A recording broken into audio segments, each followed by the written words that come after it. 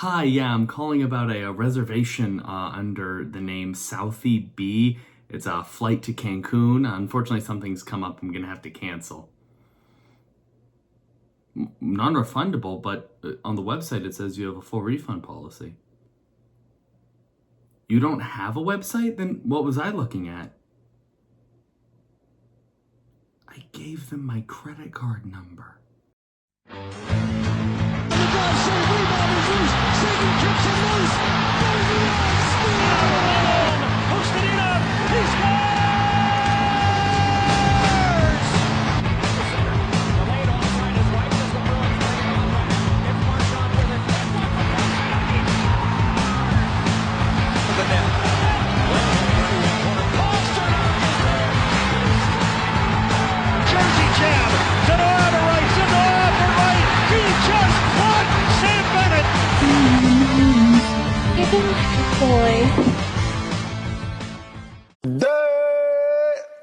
Sabers lose.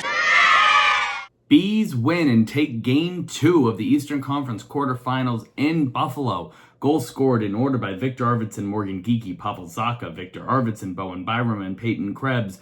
The win goes to Jeremy Swayman with 34 saves on 36 shots for a .944 save percentage. The loss goes to Ukko-Pekka Luukkonen, who had 15 saves on 19 shots for a .789 save percentage. He was relieved by Alex Lyon, who made 7 saves on 7 shots, a 1,000 save percentage. I want to start by saying, if you haven't checked out my Southeast booth video, go do that now. It's going to function as the summary for the game. I'm not going to go over all the events, because you can just watch me scream about them as they were happening. It's on the channel already, probably uploaded 3 or 4 hours ago, so give that a watch before you come back here in case I reference anything in particular. If you're one of the people who had a crisis of faith in the Bruins after the Game 1 performance, don't hold it against yourself, and don't let other people tell you you're not a real fan for having misgivings or really a grim outlook on the series. The Bruins have a track record of underperforming and not finishing out in situations where they have the upper hand. In each of our last 2 playoff series, we have had a 3-1 series lead. Both of them went to Game 7. Both of them went to overtime in Game 7, and we only won one of them. Meaning, in our last 6 closeout opportunities, because right, when you're up 3-1, you have 3 games to close out the series. So in our last 6 opportunities, we have won one of the games. And in fact, I think we might have one of 7, because we might have had a Game 7 loss in the series before that. But honestly, I really don't remember the times before 2023 anymore. Well, there's 2019 and 2013. But I also remember 2011. Yeah, and I bet you remember the pyramids being built. I get it. I'm old, I'm unk, I'm chopped. Okay, I get it. So I want to say to all the Bruins fans out there, especially the ones who have been disappointed by the team, especially the ones who have to guard their hearts now because of the heartbreak that came in the past, especially the ones who didn't grow up in Boston, but grew up in the American South and on the West Coast and in British Columbia and in the Czech Republic and in the UK, like my first follower. For all of the Bruins fans out there, and I know we are everywhere, the only thing you need to bring to be a real fan, whatever that is presence and desire. You gotta be there for the team as your time zone allows. And you gotta want it. You have to want them to win and to succeed. That's it. That's what fanaticism is. That's what fandom is. You just want the best for your team. You don't have to think it's coming. You don't have to believe it's coming. You just have to want it. You have to want it so bad that you almost don't think about whether or not you think it's going to happen. You just want it. That's what you're focused on. You're focused on the hunger, on the desire. You're not focused on running the math or the statistics or anything, because ultimately all we can do is want it and want them to want it and express how much we want it and hope that makes them want it even more. In 2019, the Bruins lost Game 7 of the Stanley Cup Final to the St. Louis Blues, a side that I maintain now, and will pretty much always maintain, was the worst side. Of course, they had an excellent coach, Craig Berube, a goaltender who shows up for big games, Jordan Bennington, who annoys the hell out of me, but I gotta respect that. I was in Rome, Italy, not Rome, Georgia, where I've never been, despite growing up, not that far from it. But I was in Rome, Italy. I was studying abroad. And we had pretty long days. We'd be out for 7 hours a day in about 100-degree heat. Italy, if you haven't been, gets very hot in the summer. And we would get up at around 6:30.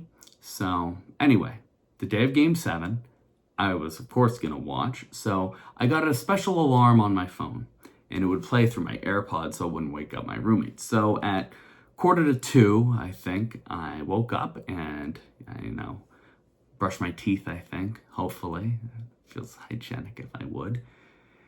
And I went out into the little dining area that the hotel had that's kind of common in Europe.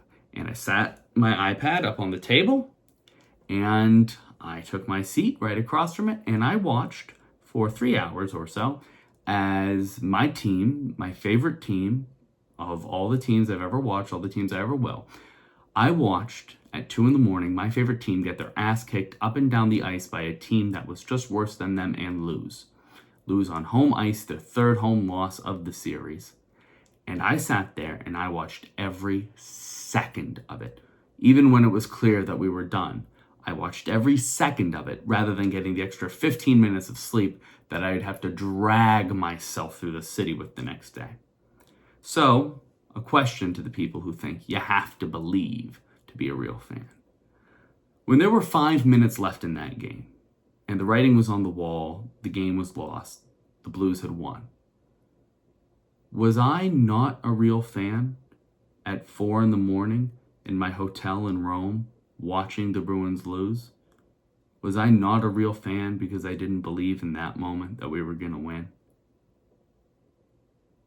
Just show up for the team. Just want it for the team. Don't worry about what anyone else tells you to do.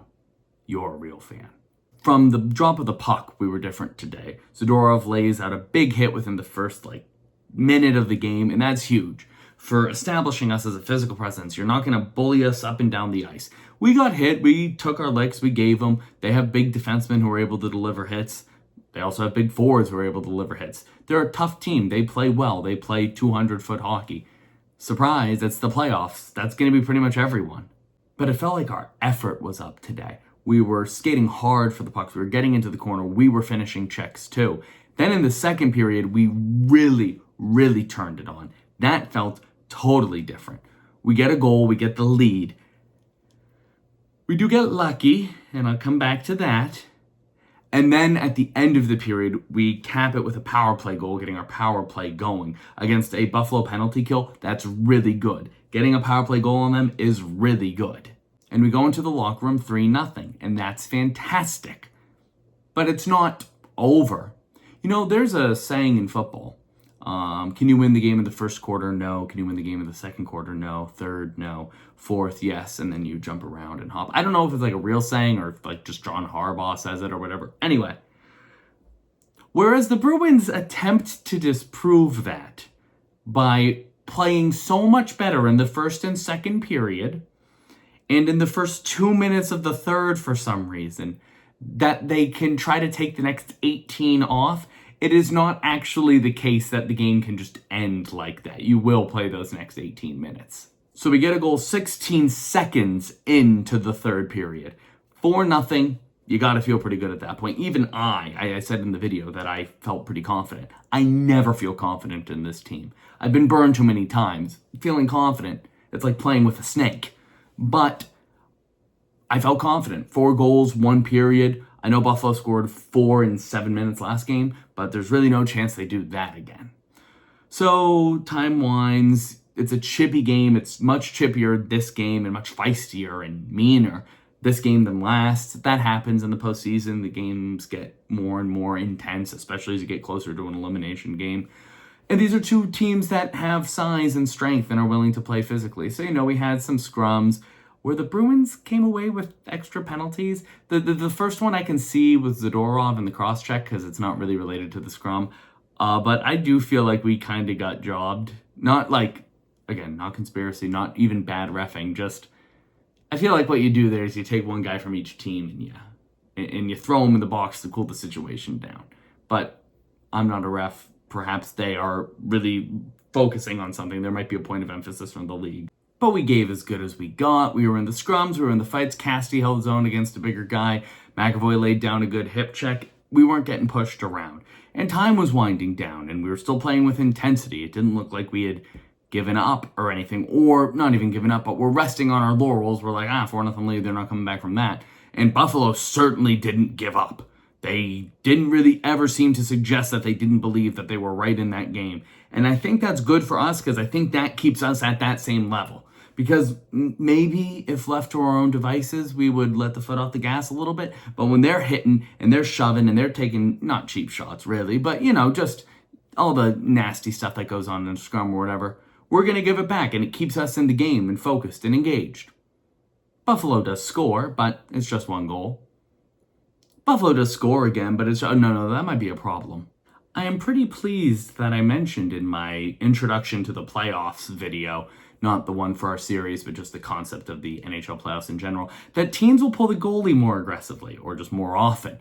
And down 3, Buffalo does. They had already gotten their first goal to get within 3 goals, and then they wanted to get within 2, and then hopefully probably tie it. So they pull the goalie with 6 minutes or so to go, a little bit less. Line goes to the bench, and pretty promptly they get their next goal. It was a weird goal. Dahlin has a good shot from the point that gets through but hits the post, then comes back and kind of bounces through Swayman. I think it was the kind of hole between his trapper and his body. And it comes right to Krebs' stick, and he slides it softly right 5-hole through Swayman. So kind of got through him twice there. You don't want to see it go in. I don't really think it's a bad goal. I think it's just a very weird goal. Not the weirdest goal of the game by far. So, yeah, now we're up 2. 2 is just normal goalie pulling territory. Teams come back down 2, not all the time, but it has been known to happen. Now, typically in a situation like that, you won't pull the goalie down 2 until there are 3 minutes, 2.5. There are varying schools of thought on the specific number that's best. In any case, you would wait a second. But Buffalo pretty much just does it immediately again. They get possession, Lyon goes to the bench, sticks the tacker for 5 more minutes. They must have been reasonably confident that the Bruins would not be able to convert on the empty net, and I must commend them for their foresight, as we are not. We get a couple looks at it, they do not go, so be it. And our end, we get a little scrambly. At some point, I believe I used the word drowning to describe what was happening. That might have been a little unfair. That might have been a more heat-of-the-moment read, because there were good decisions being made generally, not a bunch of icings in a row, which we have done many times in the past when we have the 6-on-5 against us. We were getting to good areas to block shots, getting into passing lanes. Buffalo still got a couple of cross-ice passes into positions of menace and decent shots, but mostly from the perimeter. The pucks that were getting more towards the front, Swayman either gobbled up, he was very good at smothering anything near him, or weren't really to anyone. They were able to be cleared away. Lindholm actually had a decent sequence of clearing and not icing off the boards. He was putting himself in a good position. That Hampus, not Elias. So, yeah, there were worrisome sequences, and it's worrisome that in 2 games now, the Bruins have had a lead in the 3rd period, and then a switch sort of flipped, and then the lead either disappeared or lessened.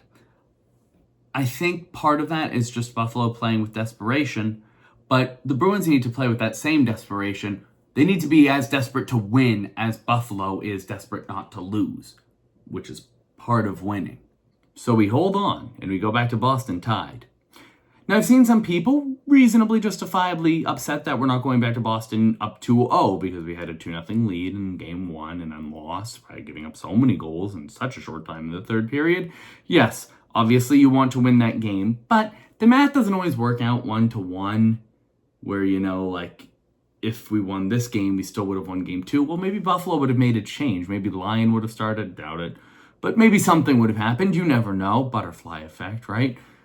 So I think you have to be happy splitting road games as the low seed team. You get to go home.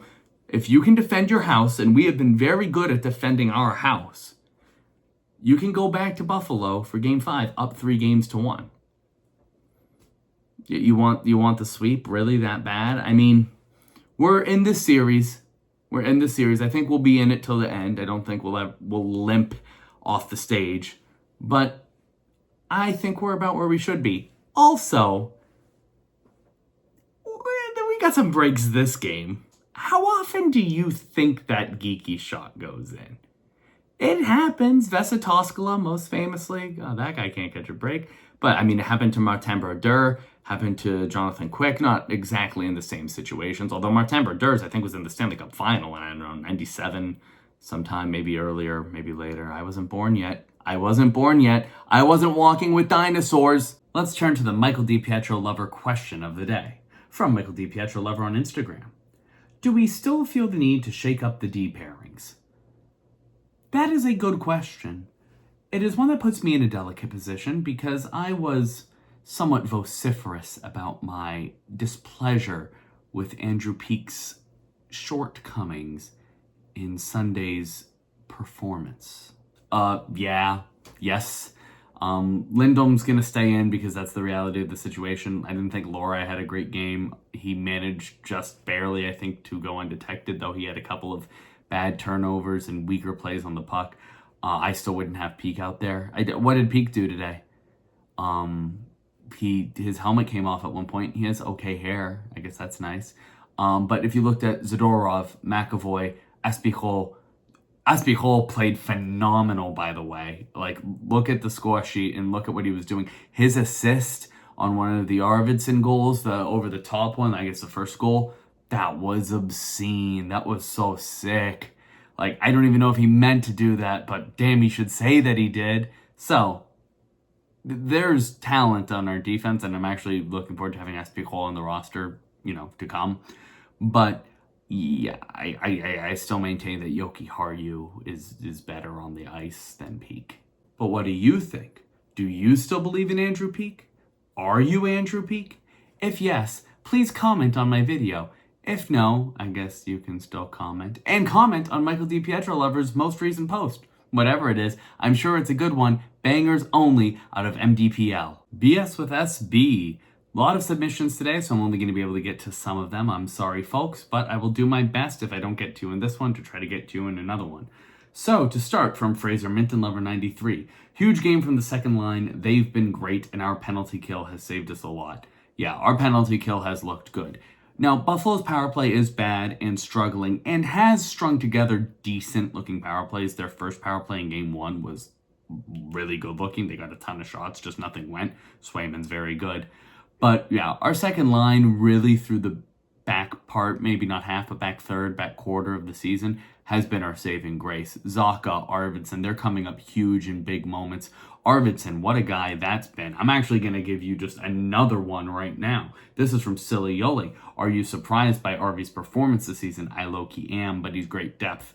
There are a ton of Arvidsson. Here's one, Brad Gads. Arvidsson is just the GOAT, man.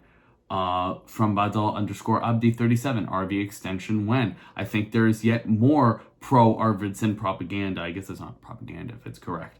But all that is to say, Victor Arvidsson, take a bow. Second line, take a bow. Even Casey Middlestat, who is very clearly the least productive member of that line, I think he's generally playing pretty well. Maybe not getting the revenge tour you would want playing Buffalo. That's not how the real world works. To actually answer Cilioli's question, though, yeah, I am surprised, and that's weird because I already liked Arvidsson. I liked him when he was in Nashville. I think he's a productive player. He's just outperformed the production level I expected from him so much, and he's elevated his line, and he gets into really good areas of the ice. He had a breakaway, don't forget, coming out of the penalty box, so those are chintzier breakaways, but he had a breakaway that was stopped on a pretty good save. An actual shot came away from it. So, yeah, I think that Arvidsson has been getting himself to good areas and kind of has creative attacks. Like, he attacks from strange angles that become harder for the goalie and the defense to anticipate. I like that. He's kind of our wild card, and you always have to have a wild card. From Marat Dinov enthusiast, who gave me a few options that I actually really liked, but I'm going to pick one for the purposes of our video. Why do the Sabres only wake up in the last 15? I hope that the answer reflects more on the Sabres than on the Bruins. And I hope that it's because their 200-foot style of play, their hard forechecking, it chips away. There's a certain element of attrition and a certain element of, especially with Swayman's talent, you got to go for volume on him, and eventually some of the chances prove good. What I fear the answer may be is that the Bruins' kind of perennial issue with closing out games is coming up again. We've had it some this season, but we've had it for years, decades. I can think of so many. 2013, Game 6 couldn't close out. 2019, we were never in a position to close it out. 2023, it's foggy for some of us. In Game 7, we had the lead with like a minute to go. I think Florida scored the game-tying goal with like well less than a minute. I don't remember exactly, but the Bruins consistently struggle to close out games, and I don't know if it's panic or if it's exhaustion. We play so hard that we just barely miscalculate how much fuel we have in the tank. I don't know if it's listlessness, if it's overconfidence, but we did well enough today when they pulled their goalie after they scored. But we did well enough today not to let them really get back into the game, to keep it at a 2-goal deficit. That I think it probably does reflect more on the Sabers, because we started to slip and then we found a foothold, and we don't always do that. But it is something to pay attention to. If it happens again, even if we find a way past Buffalo, there are some very powerful teams coming. Powerful team? Is this Game of Thrones? What the hell does that mean? We'll finish with a pair from Minton Enthusiast. The first, my only thought is wow. Wow. The second, I lied. Aw. I have another. Do we think Mintz will drop gloves this series? No. Game 3's Thursday at the Garden, where the Bruins have been outstanding all year. If ever there was a time to continue the trend, it would actually be in a few series from now, but I'll take right now. Another Southeast booth, another brew review will be coming after that game, so be sure to check those out. If you're somehow discovering this from the void, be sure to stick around so you can check those out. Subscribe, like, comment, follow me on Instagram. Show your mom, show your pastor, show people who might be more interested. Maybe friends is a better place to start. I'll see you in those. Go Bees.